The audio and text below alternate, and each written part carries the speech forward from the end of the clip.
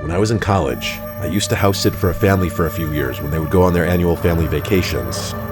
I've had a handful of other scary, creepy experiences, but the one I want to talk about today is the one that forced me to quit house sitting for them.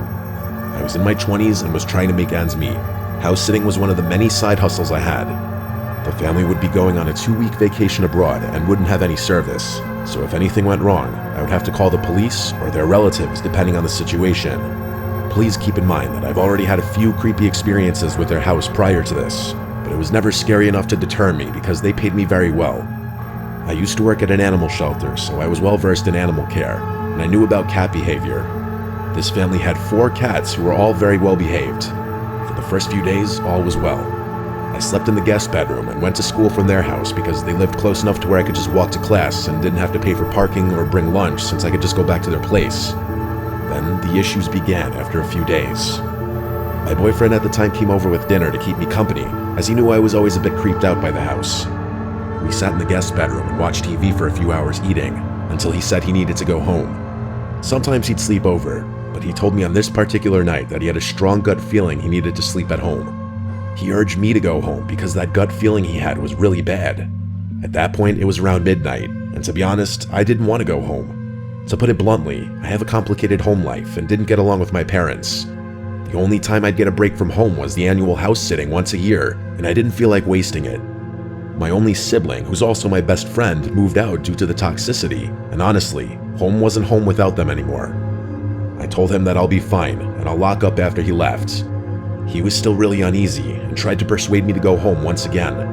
He tried to explain that while he had slept over before, for some reason tonight, the house just felt unsettling. I thought it was because the house was over a century old, but it was just renovated, so I felt better about it. I reminded him that there was a home security alarm that I always said, the neighborhood was safe, and I had 4 friendly cats with me. He reluctantly left and drove home, and that was when it started happening. I shut all the doors and windows, locked everything, and set the security alarm. Once I got comfortable in bed, the TV started to turn on by itself. We were just using the TV, so I thought I accidentally sat on the remote, but I saw the remote on the nightstand. I quickly turned it off. Just as it went off, it turned back on. I thought it was strange since the TV was working perfectly the entire night, but it was even stranger that when the TV turned on by itself, it went to this off channel like it was just black and white, like it had no signal. So I kept turning it off, and it kept turning on. I began to freak out and unplug the TV entirely. Even though I'd had creepy experiences before in this house, this one had never happened before. I told myself that the house was just renovated, maybe there were some wiring issues. I still didn't go home and went and slept on the couch instead. The next day, my boyfriend came over again. I told him about what happened the night before, and he told me that I should have just went home. I was pretty freaked out, but honestly, it was still not as bad as having to deal with my family. That night, we had dinner together again and watched a movie in the living room. For this next part, I do have to explain the house structure. The house is 2 floors. There's the first floor where you come in through the front door straight into the living room, and the second floor is actually the basement, which is essentially a big living room with another room that can be used as a spare bedroom. The stairs leading downstairs are incredibly creaky and creepy. I don't understand why they didn't fix it during the renovation. As for the cats, they love to be everywhere and anywhere. They all had the personality where they wanted to be around you, but not necessarily held or cuddled. They were all pretty calm cats that liked quieter environments. Of the 4 cats, there was 1 cat that was the youngest at around 3 years old, and he was just a bit smaller than the other 3. That night, as we watched the movies, my blood ran cold as I heard sounds from the basement that sounded like an infant crying. My boyfriend froze as he slowly turned to look at me, as if signaling to me silently if I heard it too. I remembered from my time working in the animal shelter during my training that sometimes cats sound like babies, especially if they're in duress. As I mentioned earlier, the cats like to be around people and will follow you around the house, but not close enough to cuddle. I counted and only counted 3. The little younger cat was missing. I figured it must be the younger cat and went downstairs to the basement where I found it stuck in the spare room. He was smaller but more energetic than the other cats. He somehow closed the door behind him and was stuck in the room all alone. I carried him up the stairs and we resumed the movie. Mid-movie, we did pause it as it was time to feed the cats. The owners had a strict food schedule for their cats. The cat's food station was in the kitchen, and the kitchen was the only area that connected to the basement. To best explain the layout of the house, the main entrance connects to the living room. The living room then diverges into two different sections. One connects to the kitchen and the other connects to 3 bedrooms.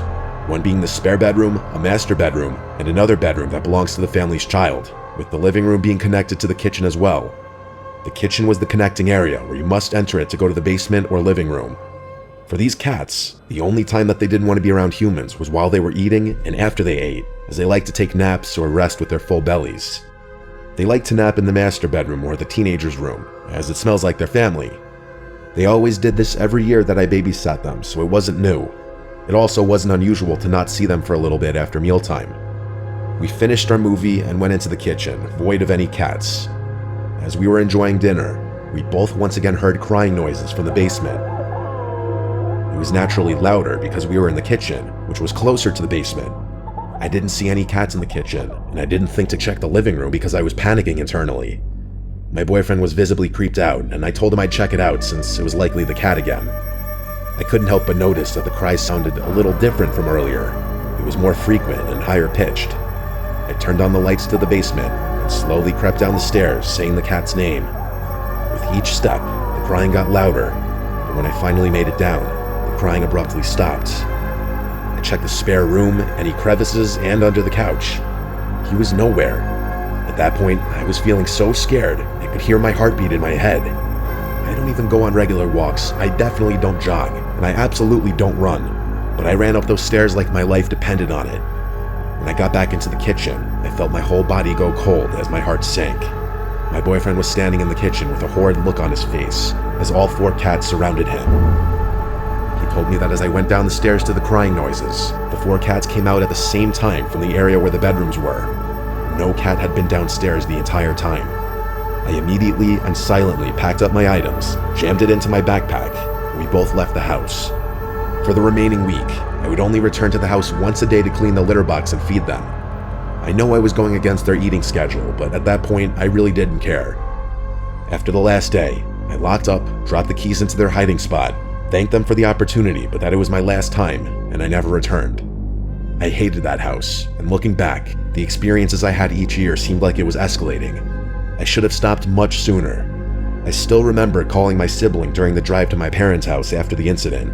I felt even worse when they revealed that they also had their own experience in that house and kept it away from me because they knew I was trying to save money to move out, and they didn't want to scare me.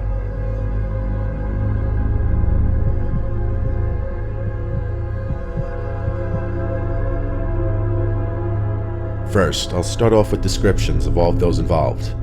My name is Kelsey. I was 17 years old at the time of this event. I'm 5'3". My friend Haley's 5'8". My friend Sammy is 5'7". It was March 19th, 2016. I was dog sitting at my mom's friend's house for some extra cash to help me out before going off to college next year.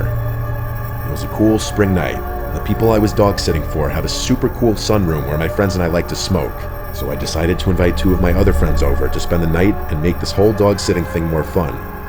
Haley and Sammy were a little older, with Haley being 23 and Sammy being 22.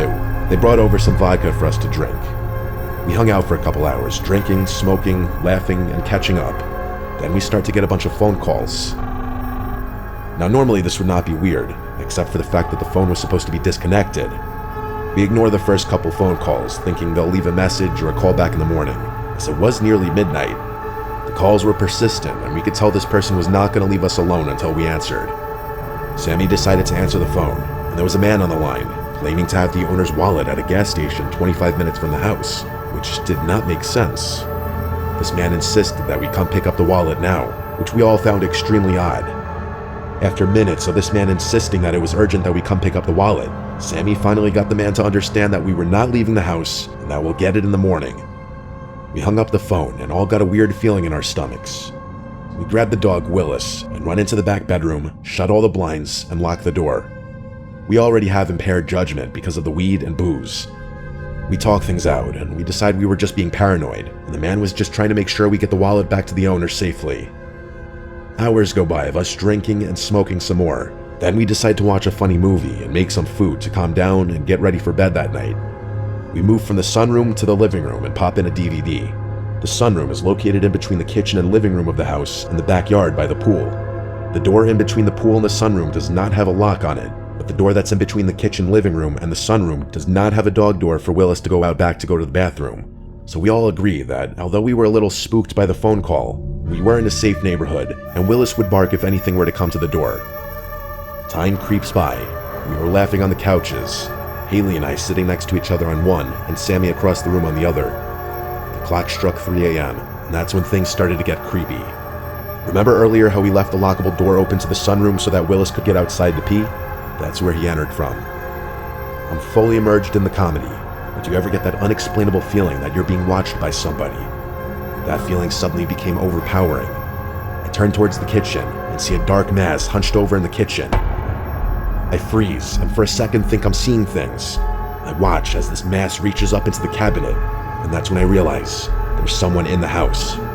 I nudge Haley's side with my elbow and say real quietly, "Haley, I think there's somebody in the house." She looks into the kitchen and screams bloody murder. This dark mass then whips his head around and looks directly at me. We make eye contact, and I felt my entire body tense up. All I could see were his piercing blue eyes contrasting against the orange lamp just below the cabinet on the table. Everything else was covered by his black hoodie, pants, shoes, and gloves. He even wore a ski mask that covered up to his nose and mouth. Sammy then gets up to look at what Haley and I are staring at, and somehow musters up the courage to yell, "Get the fuck out." He calmly closes the cabinet and slowly walks out the sunroom doors. We immediately get up and rush to the corner of the room farthest from where he was crouching and call 911. They arrive 3 minutes later and search the entire apartment, take our statements, and sit outside the house for the rest of the night to see if the intruder would come back. The three of us did not stick around long enough to see if he would. We leave our booze, weed, and my car all at the house with the cops and the dog and head home. We come back the next day to find clothes all throughout the house messed with, and crumbs by the doggy door, understandably so Willis wouldn't bark at whoever came in. To this day, we still have no idea who called us and or who came into that house. I have not been back since.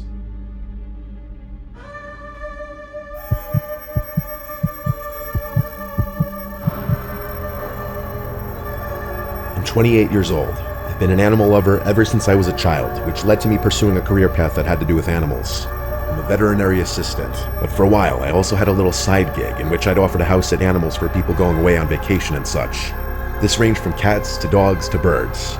I had actually house sat entire weekends a few times for people who presumably didn't have any family available to watch them. Being a young female who also already works at a veterinary hospital, most people weren't intimidated by the idea of me staying in their house while they're gone. I wasn't just some random person off the street. My credentials were all over the internet. I got a response to my ad one day from a man named Jeremy seeking my services. He had a 20-something-year-old macaw and a cat that he needed to have watched for a weekend while he went away. He brought up the price right away and offered me $300 for the entire weekend. I accepted that offer because that was a fair deal. I have experience dealing with birds of all types, including macaws, but this would be my first time I'd ever watched one for an entire weekend. I met Jeremy at his house. It was a basic, normal corner house for the neighborhood. He was a short man in his late 50s if I had to guess. He had graying hair and a graying mustache. He seemed very friendly. In my experience, most animal lovers are. After meeting Jeremy, I met his bird Ringo and his cat Casper. Ringo was huge. I've handled macaws in the past, which I assumed was part of the reason Jeremy hired me. He told me about Ringo's personality and quirks and how to get him to quiet down if he makes noises. Ringo kept saying "Daddy's home" as Jeremy would handle him. He laughed and said that's what he says when he sees him. Ringo said a few other phrases along with that, all of them 2- or 3-word phrases. After showing me how to clean the cage and everything like that, he showed me the rest of the house and told me how often to feed Casper. He asked that I don't go into any other bedrooms upstairs besides the guest bedroom where I'd be sleeping, which was understandable. There was a bathroom upstairs right next to the bedroom, and he told me I could help myself to his food. However, I'm a vegan, so I brought my own food for the weekend.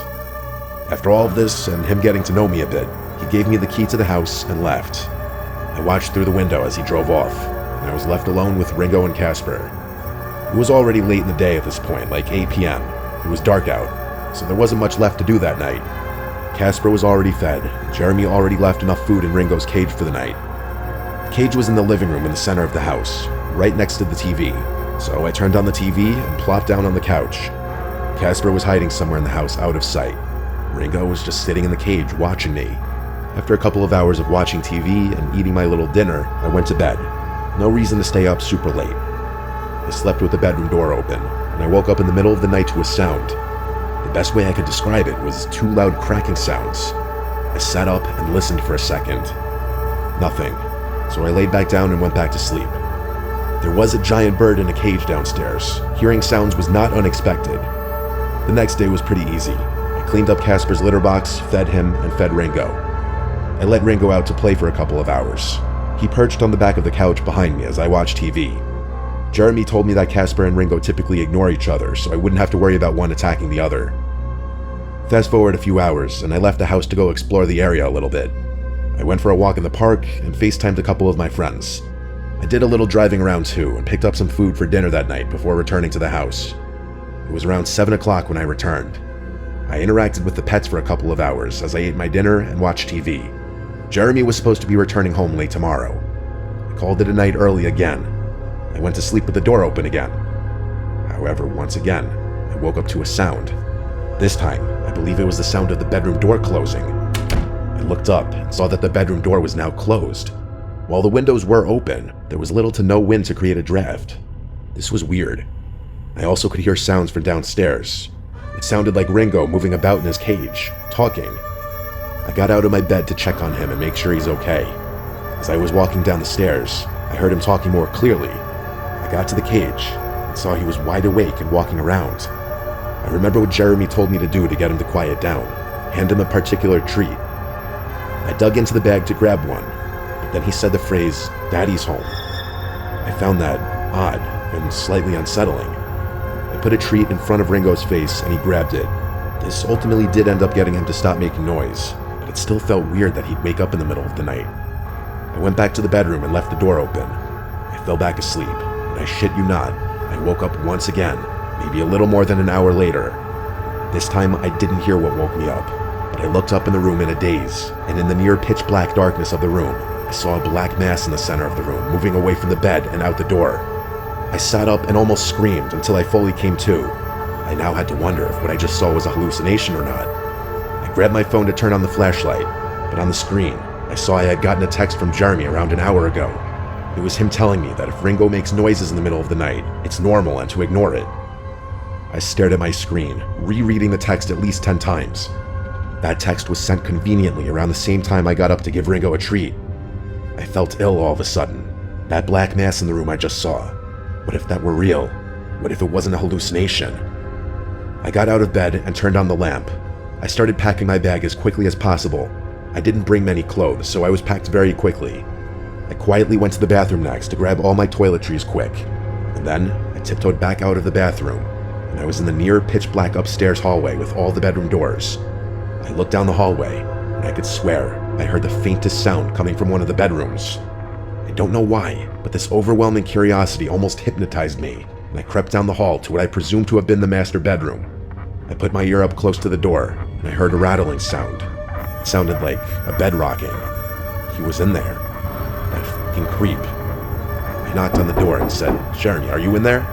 The rocking sound stopped, and there was now dead silence. I repeated myself, and this time said, "If you're in the house, I need to know right now before I leave." Still silence. I left the house in a hurry, leaving the key on the table, and I didn't look back.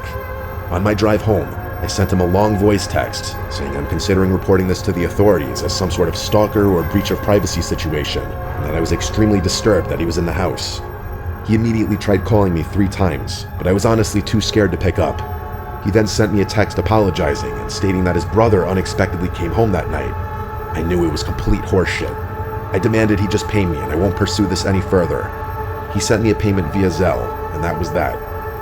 I hate to even mention this part, but the next day, I realized I was missing a certain article of clothing from my bag that I know for a fact was grabbed out of my bag by him. I have largely chosen to block this memory out. This will be the first and last time I ever write a detailed recounting of this experience.